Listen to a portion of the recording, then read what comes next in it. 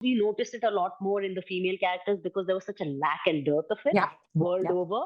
And the Yeah. fact that there is more female voices in it, whether they are speaking of female stories or not, is not important. I think Sridevi's personality externally is very similar to me. So it says 4 years later, Sana, and I would say that 4 years later, it's interesting because in the last 4 years, you have done such spectacular work.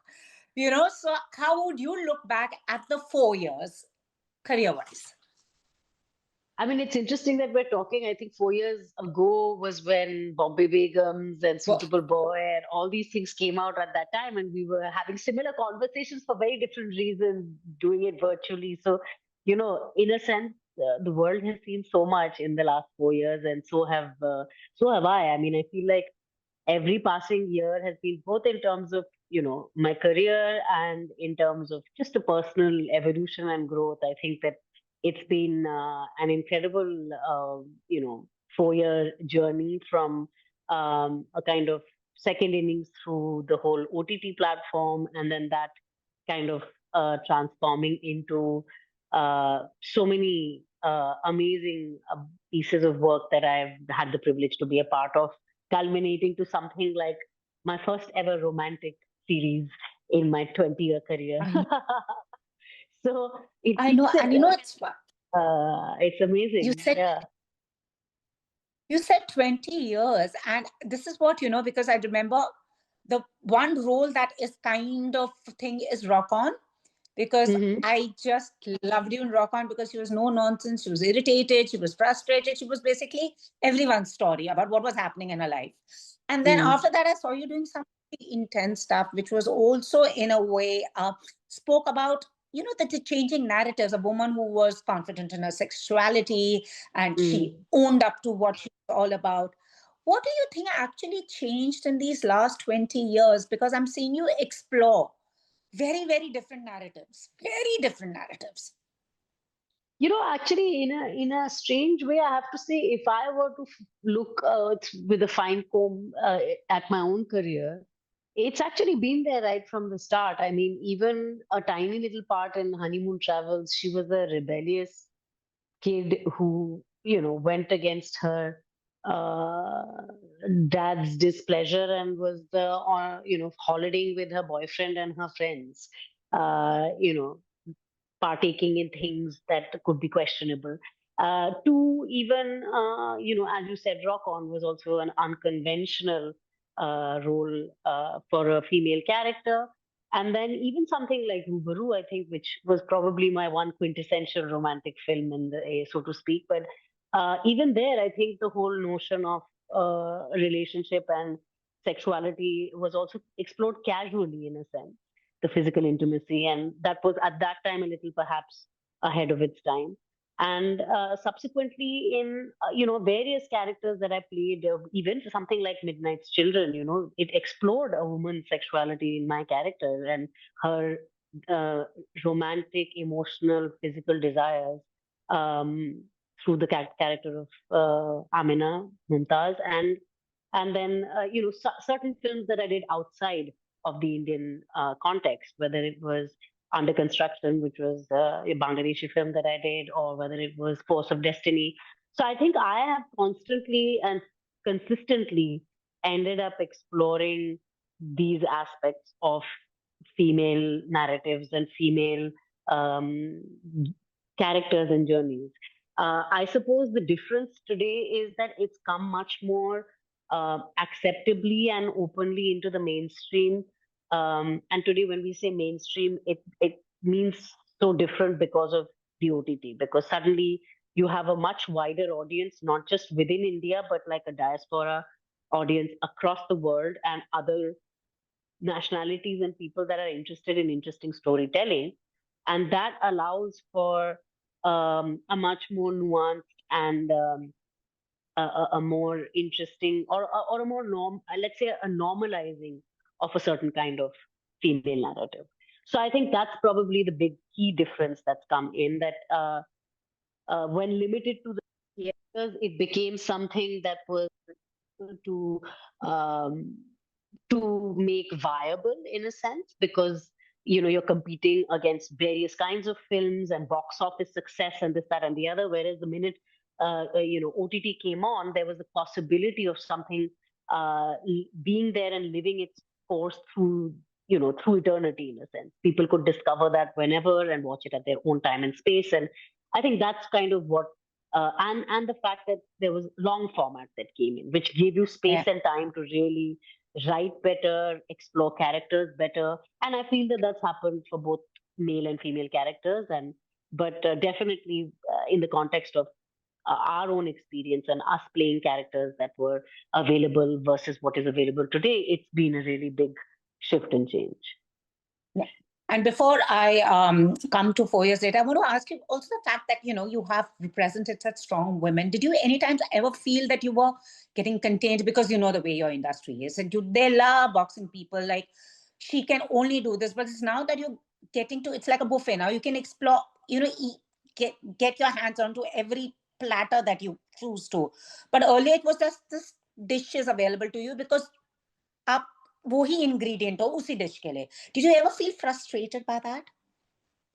Yeah, to some extent, and because there is a tendency for people to only their imagination is limited to what they already see, which is a kind of paradox because or an oxymoron. Because imagination necessarily requires you to see beyond what is in front of you, but most people do not have that capacity, and also that there's never been enough room for that. I feel like across the world, I would say, I found that to be true that people tend to think much more in cliches than we think Yeah. is capable, even in a creative medium. And very few people take the kind of risks of or have the vision to be able to allow for certain writers, actors, directors, or creative people to break out of the mold that they have already been assigned.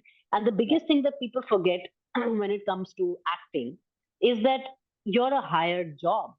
You Yeah. only get opportunities based on what is presented to you, and then if you are lucky you get to choose. If not, you do what comes to you. So it's really based on what comes to you. You don't go and say, oh, this is the role I want to play and put it out there. You don't have that opportunity. So in that sense, yes, the beginning of my career was shaped by me playing uh, more mature characters, more I mean emotionally and even otherwise older characters that were more nuanced and layered and required a certain kind of presence and uh, you know capability that I had perhaps as a young actor. Yeah. But in the process, people forgot that I was a young girl as well. And so Yeah. I was only typecast in terms of being given these mature, hard hitting characters. Or then, back in the day, there was this whole thing about nobody wanted to play mother, which I understood because the typecasting was so strong, and that's exactly what happened to me post, um, Rock On, where suddenly I was only getting mother parts, and then what happens is then you have to make the shift and change by saying no. You have to start saying no to the part which where you feel like someone's streamlining you and being unimaginative in their choice.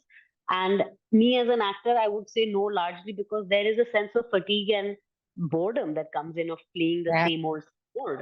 And so of course it becomes difficult because every no comes at a cost of time and sitting around waiting for the opportunities to come that have shifted gear, that have shifted channels in that sense. Yeah. But I think I've learned. I mean, in a sense, I have to say, even though I have been an extremely impatient person when I was younger, I also thankfully had a very full life, and it gave me the opportunity to indulge in other aspects of my life and still feel fulfilled.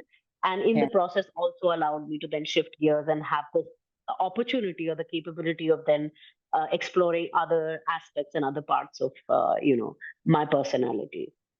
Okay, now coming to 4 years later, last we saw in the hard hitting Santosh, which was just fabulous. And Thank now you have you. 4 years later, but both very introspective characters. I would Yes. say so. What difference did you find, or did you also find somewhere a similarity between Sridevi and Santosh? And how did you approach it? And when 4 years later came to you, what was the first reaction? Like, I got to do this. I think when I did the audition, so actually I did the audition. It was a self tape that we had to send, and Dilip Shankar had got in touch with me, and I was in the middle of shooting Santosh. literally in the thick of it. And I had just one Sunday off, and I used that Sunday to self tape and send this. And in the process of doing the audition, I remember thinking that there's something very refreshing and real about this kind of scene. It doesn't feel like something that is um, contrived. It doesn't seem one-sided. It feels like a genuine conversation between two people in a dynamic, and the oppositions that kind of uh, get created, or the and also the fact that the difficulties in the relationship were not cliched things like blame and you did this and you didn't do this, and it's circumstantial. And I think that's the beauty and the complexity of modern day romance, that it is that one leads such diverse lives today and such individual lives today, that the overlapping and the coordination of these two humans that are growing individually to come together becomes difficult. It is not necessarily the lack of love that is a problem, but it is the lack of the ability to intertwine lives that becomes difficult, and the mismatching of timing and the sort of off syncness of life that happens. And that is really the tragedy of modern day love today. And that I thought was very beautifully captured. Then, of course, the fact that, like I said, it took like 18 years or something for me to come back to a romance, like, and to be given a part. I mean, I must say that I feel greatly um, rewarded and greatly filled with gratitude for the fact that at 38, I get to play a young woman in love in a series that is all about romance, and where the character was meant to be a lot younger and Yeah. was changed marginally to accommodate me and to accommodate also the emotions of that character, which then they realize is also of a slightly more mature, lived, experienced woman. Yeah. So, that I think these were the things that really drew me, and the fact that this is one thing that I keep saying, that actually I don't, there is no other series that is an international series commissioned and greenlit by another country for their own local audiences, where you have two Indians in the lead speaking in their own uh, Yeah. natural accent in English. If you ever have a South Asian or Indian in a lead in any show, they all are native speakers of that accent. Yeah. You don't have a single show where you have somebody speaking like us Uh, for an Absolutely. internationally commissioned piece. So this Absolutely. itself was a first, like that was something that struck me, and I said that's incredible that this is possible today, and that I get to be a part of it in some way. Awesome. And also, it has a very reflective tone. This Yes, so very very reflective. Yeah, I did think you it's a draw bit. from your own experiences? Because sometimes you find Of a course. resonance, and yeah. Absolutely, because I think Sridevi's personality externally is very similar to me. In fact, Mithila Gupta, the writer and creator and showrunner and producer of the show, she is somebody who put a lot of herself into Sridevi. And then when she and I met, we realized, oh my God, we're so similar in so many ways Uh, in terms of our personality. And that personality of mine is also something that I hardly ever get to show. I feel like, again, it's probably, Tu Hai Mera Sunday is probably the only film in which that side of me was kind of manifested, and a little bit of it perhaps in Rubaru, but largely none of the other films that I've done give me the chance to ever explore that side of myself. Having said that, of course, Sridevi's ambitions and her desires are slightly different from my own, but her personality and her engagement with life is very similar to mine. So that was definitely something where I felt an easy access to her.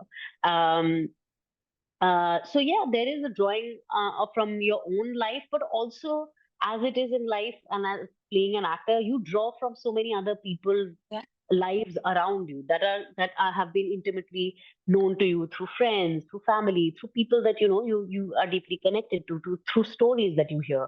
So I found like Sridevi to be a character that is very very relatable to the modern existence of the urban educated world that we inhabit, that I don't think gets seen as much. This part of India is showcased very little and exported very little outside of India. So this was for me also a refreshing thing to be able to have a little corner in the world that shows a world that I inhabit, or a character that is kind of like me, but that doesn't get seen from the Indian like from the Indian narrative into the external world of or the global world. Yeah.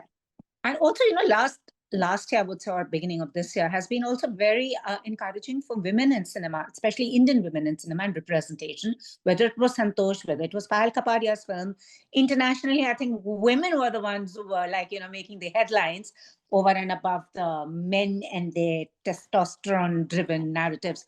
What do you make of it? And also the fact that even Santosh's world, I mean, was very different from it's never been explored in Absolutely. context. Yeah. So Absolutely. I mean, even this is what drew me to cinema when I was young. That because it's a visual medium, you can really go into such fine nuancing of human behavior and human character, which is both kind of in opposition and dichotomous in some sense, but is real because that dichotomy is real in all of us. There isn't a kind of clean stroke of black and white, or even when we're talking about female narratives. I mean, like, for example, Sandhya was very clear on Santosh that she wanted Santosh to not be some babe in the woods and some damsel in distress. She is a strong woman. She is somebody who's smart. She knows how to wield the world around her to her advantage if needed. But yes, she is a woman who's grieving. Yes, she is a woman who's figuring herself out. Yes, she's in a new phase of her life, and yes, she goes through certain experiences only to maybe realize that this is not how she would like to be and want to, so that journey you see.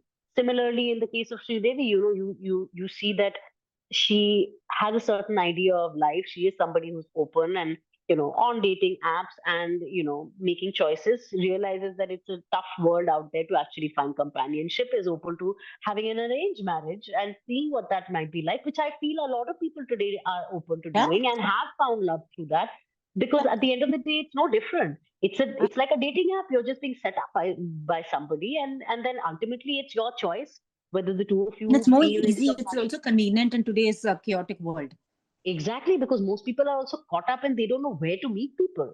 So this Exactly. becomes a kind of safe space to meet somebody who's aligned to your family values, who's aligned to certain things, and yet it is your choice and your independent decision in that Yeah, sense. yeah. So, It's just like you know, blind dating. Yeah. exactly. So that being, an independent girl like her choosing to go in for an arranged marriage, still saying that her priority is marriage and love and having a family, and then also discovering that no, there was more to life, and that she also had certain, outings of her own that she only discovered once she goes to Australia Yeah. and finds a new expression to her own existence. Yeah. And the 4 years apart that allows her to actually get to know herself and her loneliness and her feeling of being stuck in a more adept way.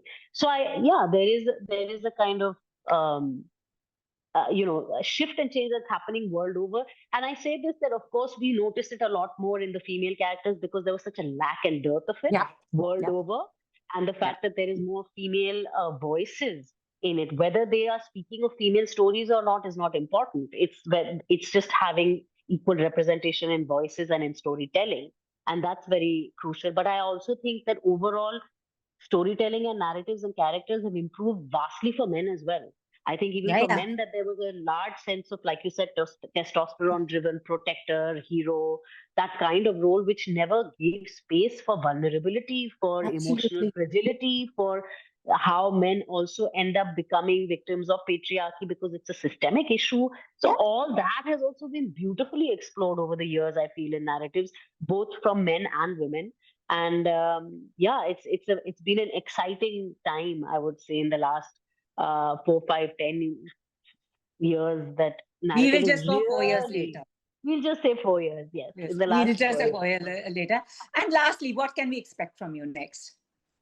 Well, after this, there is a film that I did with Bharat Bala, which is also one very nice, beautiful, sensitive story about family dynamics. It's called Mahasangam as of now, and we're very excited because it's an intimate project and a passion project, but it has incredible names attached to it. Whether it's Abhishek Banerjee, Neeraj Kabi, yeah, Rahman has done the music for it. I've had the privilege after all these years to lip sync to Rahman songs and for it to Lovely. be a film that is on music also. And so that I'm really looking forward to. Sometime, I suppose, by the end of this year, it should be ready to be viewed somewhere or the other, or start making its presence felt. And other than that, I'm just starting a new project right now, which I can't talk too much about. But another thing that I'm excited about is the getting into a more holistic aspect of producing a documentary series that I'm doing with a friend of mine, where we're kind of doing a travel documentary, Wow. exploring, but travel through a lens of spirituality and culture. Lovely. And Lovely. I'll be the host and the producer on it, and my friend Karma will be the director on it, and he's he created the idea of it. So I'm very Awesome. excited to get that going as well, because that's something that Awesome. I relate to a lot. So Awesome. Lovely chatting with you. All the very best. And yeah, I thank hope we you, don't speak Pooja. 4 years later. We Yes, should no, be- no, we've been pretty consistent, I would say. yeah, We've we've done been a good consistent, job. but 4 years later, it's just like, but thank you Yeah. so much for your time. Thank you. Thank you, Pooja. See you. Bye. Have a lovely Bye. trip. Bye. If you've liked this interview, please like, share, and subscribe. Follow me on Twitter and Instagram.